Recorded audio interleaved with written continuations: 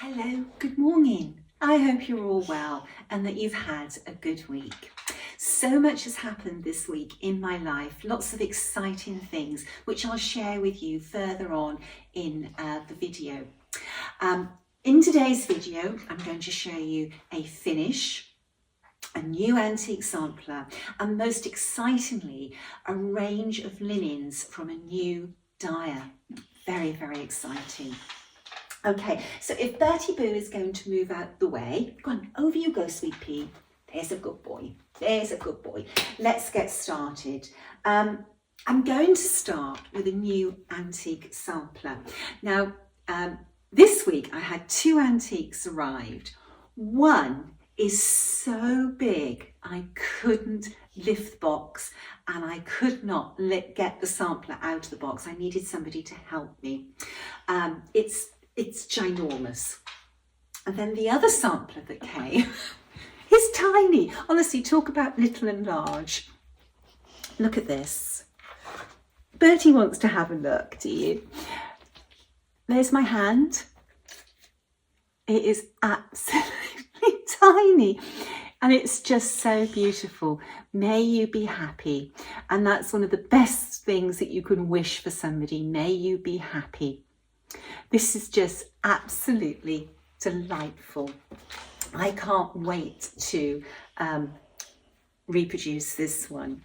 I just got so many samplers to reproduce, but this one's going to have to be reproduced. It was stitched by E. Kidson in 1813. Now, you should never not look for the history of a needleworker. E. Kidson, no location and no age. That's a difficult one to trace. So last night I went onto Ancestry and I put so I deducted 10 to 1803 and then I put a 3-year gap either side to see what I could find. And there is an Elizabeth Kidson and a Elea, E-L-E-A. Now, I've had a look at the record that was transcribed from, and I'm wondering if it's actually Ellen, and the transcriber has just misinterpreted that cursive writing, an N on the end of it for an A. So this could be Elizabeth, Ellen, or Elea. I'm going to see if I can do any further research, but I need sort of like peace and quiet where I can really think about it and see what I can find. If it's Elea or Ellen, she's from Yorkshire, and if it's Elizabeth, she is from around the London area. One more little look.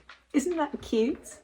It's all over 2, but it's a very, very high count fabric. Be interesting to see when I start to reproduce it what the actual stitch count is. I think it's probably around about 60. We shall see. It's just absolutely adorable. Okay, my finish this week was my needle case. My walking foot came because I broke my old walking foot was broken. When it came, it was not the right walking foot. So that's been returned. But I don't need to buy a walking foot now because I've got my new sewing machine. So I did the binding and here it is. Oh gosh, why do you always find fluff and pieces of thread? So there is my bound needle case. I haven't pressed it yet. I've got to do that. I've done enough ironing of clothes and sheets this week. So there it is, all bound. And I have to admit, even on my new powerful sewing machine with the AccuFeed, this was really hard to get through because you have your hexes, your wadding, your linen, then you have your linen, wadding, linen, and then you have binding underneath there. So that's 4 layers of fabric, and then you have 4 layers of fabric on the outside binding. That was pretty tough to get through. The machine needed a little bit of help with that. I'm now going to put this away before I bring it back out after I come back from Nashville to decide what I'm going to do to decorate the inside. For the closure, I put a ribbon on and I attached it to middle back, and I just to make it pretty, I worked a single running stitch along the length of the ribbon. I started with a little pin stitch, so there we are. I'm not sure if I'm going to keep this ribbon. I might put some beads on the end, I might put some strawberries on the end, or I might sort of change the system to secure it. I don't know yet, but I just wanted to have a little break from it before I decide. I'm a slow decider. That's a Pisces for you. Okay, so because I finished that and I had some fabric left over, I have decided to make like a little like purse pouch, a flapped pouch to keep things in that matches this. So I have been doing some really small hexies. These are 1/2 inch hexies out of the fabric from this piece. I haven't decided exactly what I'm going to do or the shape of it, but I'm busy building up my hexies. I've got a really nice selection of hexies already made in there. But again, I need a little bit of time from it to make good decisions. Linen. This linen is from Swan Bay Fabrics, and it came beautifully presented in this box.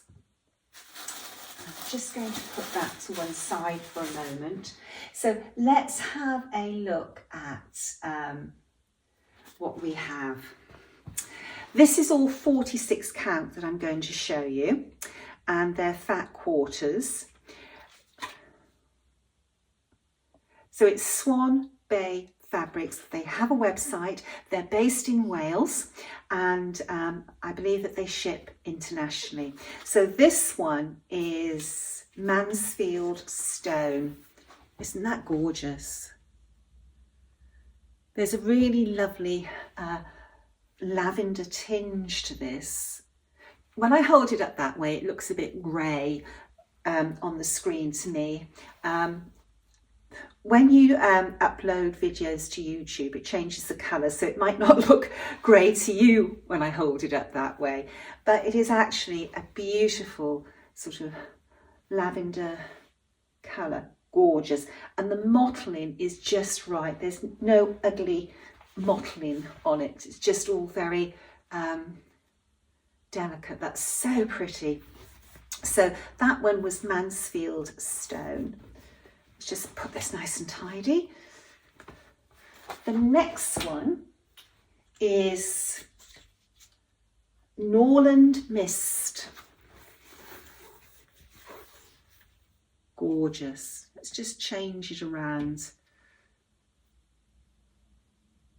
Once I have the furniture in my studio, we'll be filming up in the studio and the lighting will be a lot better up there. But I need to get all my furniture in place. The next one is Highbury Gold. Beautiful, clean looking linen. Very nice. That's really lovely. Light Sandition. This is a gorgeous colour for reproduction samplers. Really beautiful.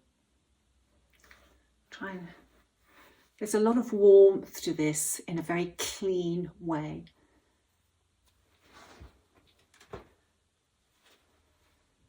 Eleanor's Ivory.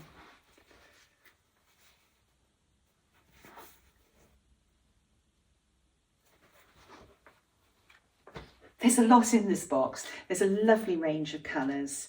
Mary's sampler.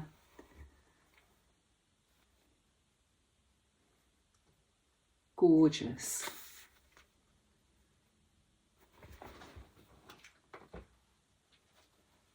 Dark Sandition.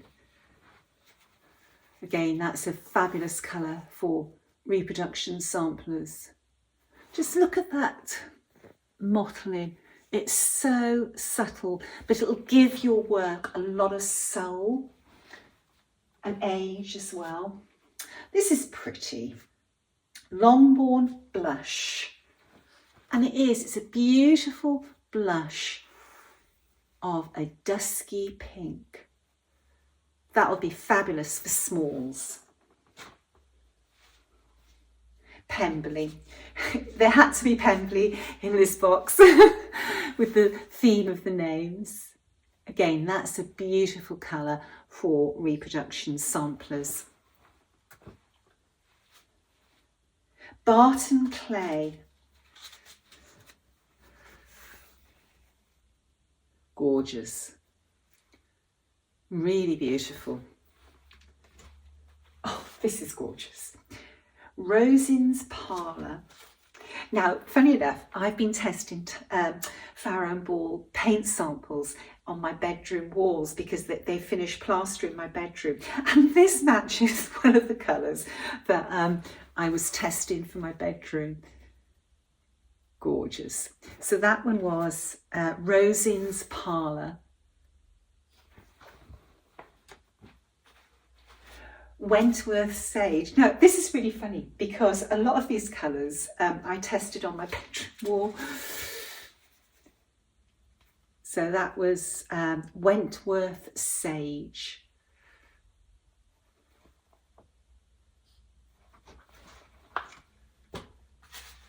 And the last one is Hartfield Moss.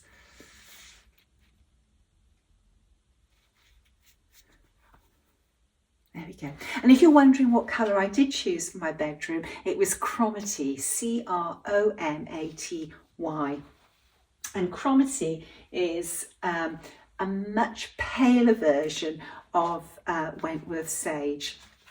That's just really weird because the colours that I tested on my wall were loosely these colours, but lighter versions. Farrow and Ball paints, they're sort of historic colours, and I like to paint my house with colours from the period when the house was built. That's so odd. That was completely coincidental. Now, I spoke to Marie of Swan Bay Fabrics, and at the moment she doesn't do 56 count, but she's going to do 56 count, and she's experimented with two colours, and this is Barton Clay, which is this one. Now, when you're dyeing 56 count, it'll always dye differently to the lower counts, but gosh, she's got a very, very good match on that. This is a beautiful, beautiful colour, and I'm going to be stitching a sampler on this. It's just so beautiful. And then the other colour that she dyed as an experiment on 56 count was Mary's sampler. Let me just pull that out from the... So this is the 46 count and this is the 56 count. See, it grabs the dye differently, but I think that's, you know, not a bad match at all. Sometimes when you have 56 count and compare it to a 46 count, it's wildly different. But, you know, from experience, I know that that's a very good match. So Marie is really doing some beautiful colours, and I'm looking forward to seeing this company grow. And it's so lovely that it's a British company, but it's a Welsh company, because that's where I'm from. I'm from Wales. And in fact, Marie lives probably about a 40-minute drive from where I lived in Wales and the area that I grew up. She lives in an area that I've spent many happy times in. So that's a new linen dyer, Swan Bay Fabrics. Go and have a look at her website and enjoy exploring. We can't wait to start using these linens on models. Okay, so what else? Stitching wise, I've only had 2 stitching sessions on my sampler this week because I've just been so busy in my studio doing other things. But this is the progress I've made, and I love this. To be happy is to be good, and I'll strive to learn and be obedient ever. And I'm working up the lines. This is beautiful. I love this sampler. And what I love is this Cedar River linen I'm using. Jodie, there's just this really lovely feel to her linen when you're stitching on it, and that must be to do with the way that she dyes and dries her linen. It's just so pleasurable to stitch on. And this is 56 count, and I've got to say to you that this is one of the easiest 56 counts to see. It really is. I'm using the painter's threads.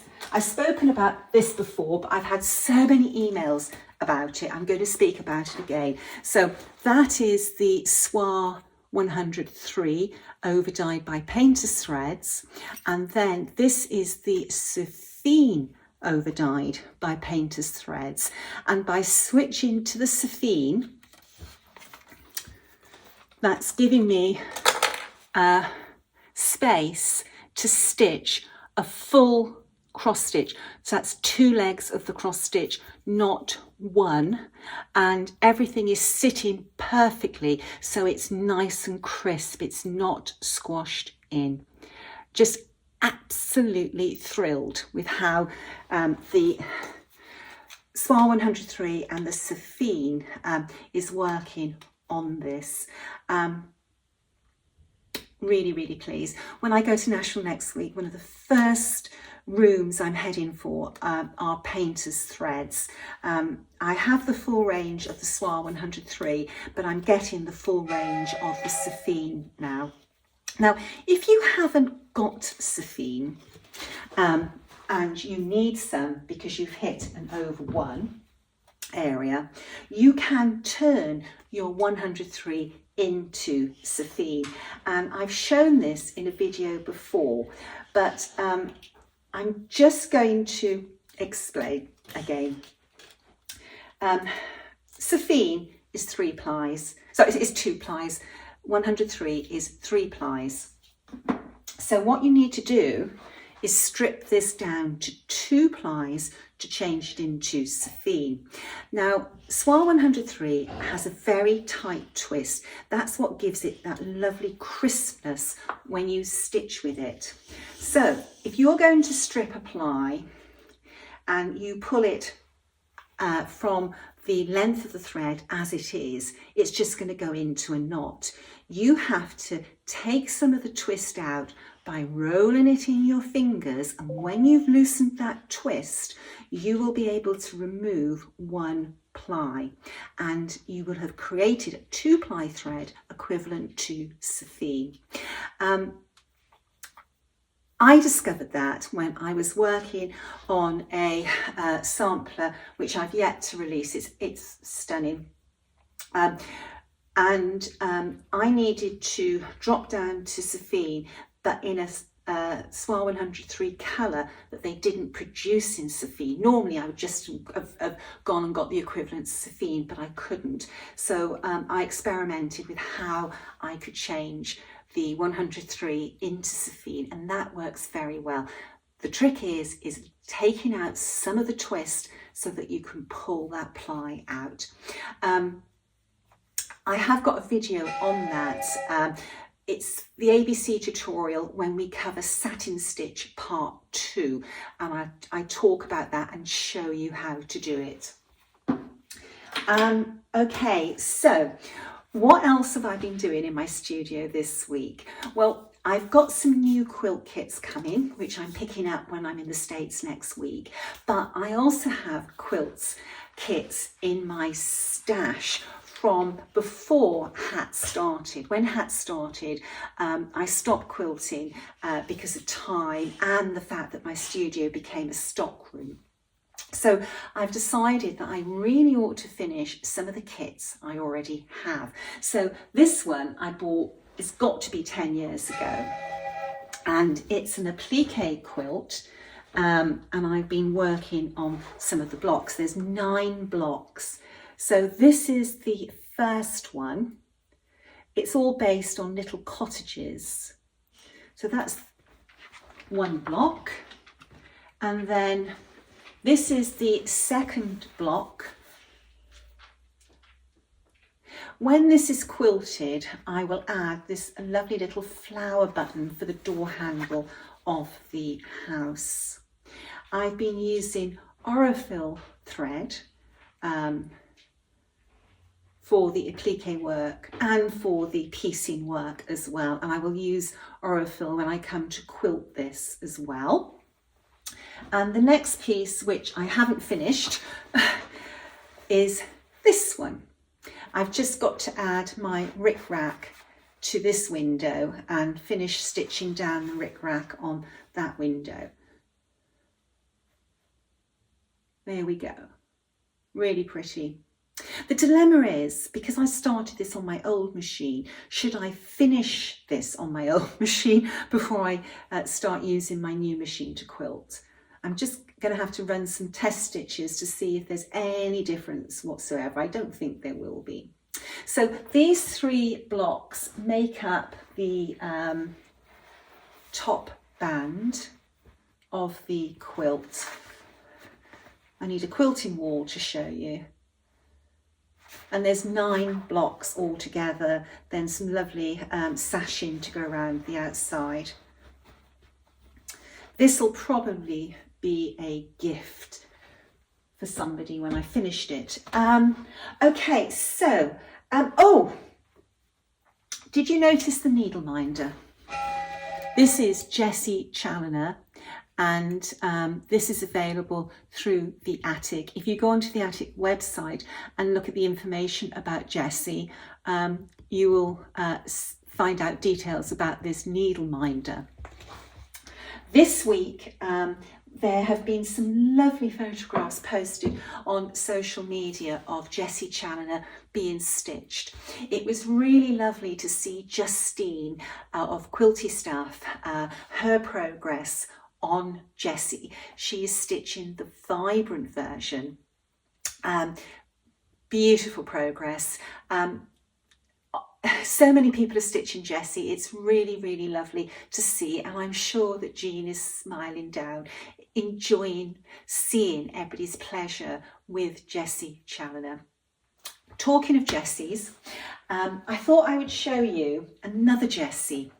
This is Jessie Watson, who was reproduced during COVID, so that is only available by PDF, but it's a very reasonably priced PDF. In COVID, we dropped our prices so that people, you know, we were conscious that people weren't necessarily receiving full salaries, but you know, you needed to craft in that dreadful time. So Jessie is available on the Hats website as a PDF. There's been a lot of Jessies all of a sudden. We went years and years and years with one Jessie, and then we've had Jessie Challoner, and then in the All Things Bright and Beautiful we had Jessie Gay, Jessie Stewart and Jessie Ormiston. All of a sudden there's all these Jessies. Okay, so my craft studio. My Horn sewing cabinet, work table and chairs being delivered Wednesday, but I'll be in the air on my way to Nashville. So I'm leaving Ray in charge with strict instructions of where everything is to be put. So that's really exciting. I won't be able to fully move back into the studio until the other furniture comes, but with the sewing cabinet I will certainly be able to get all my sort of sewing things into that. This week I've been using an old office table, like a conference desk table, to work on. I've had my new computer for the room because I plan to do all my charting in that room. So it is all coming together. With regards to the house, the roofers have been working, the builders have been working. When I get back from the States, my bedroom should be painted. So all I need to do to move back in that bedroom is make the window coverings. I've got to have something at the windows, not because people can normally see in. I never draw my bedroom blinds ever, because I love falling asleep and waking up looking at the sea, but because we've got scaffolding outside and the roofers are there, I can't go back in without some curtains or blinds. So that's what I'm going to be doing when I get back, is making some. I travel to London on Tuesday. I'm going to go and visit my mum en route, and then I'm going to go and see the Contented Stitcher to drop off some of her samplers models to her. And then I will fly to Nashville on Wednesday. Looking forward to seeing my friends, and I'm looking forward to seeing lots of designers and store owners. I don't know if my feet are looking forward to Nashville. So much walking to do and so much standing to do as you queue to go into the rooms, but yeah, there looks like there's lots of new designers, which will be very interesting to see their work and to support them as well. We always have to support new designers. We have to encourage designing for cross stitch. You can't live off it. You know, it's a labour of love, and I think that when people put out their first designs, it must be a very nervous time, an anxious time for them. So try and support those new designers that are at Nashville. There won't be a video next weekend because I am in Nashville. If I have time to sort of maybe film some of the things I see, I will, but quite often the rooms are so busy that you can't sort of film where you can get a clear view, and there is so much to cover whilst you're there. I'll be busy buying for Mrs. Parkman's Academy of Needlework Swindon 2025 for our boutique there. So for me it's a double event. I'm buying, and I'm also, you know, seeing people, catching up, discussing new things. I'm meeting two of other designers where we are collaborating on something, so we're having a real get together and you know, putting our heads together on that. And before you know it, it'll be Sunday and I'll be flying back home. I'll be anxious to get home to see my sewing cabinet and work table. Exciting times. Okay, I'm going to round this up now. Please check out these beautiful, beautiful linens from Swan Bay Fabrics. You won't be disappointed. They are gorgeous and the colours are beautiful. Okay, in 2 weeks' time I'll be back. So until then, stay well, stay safe. Bye-bye.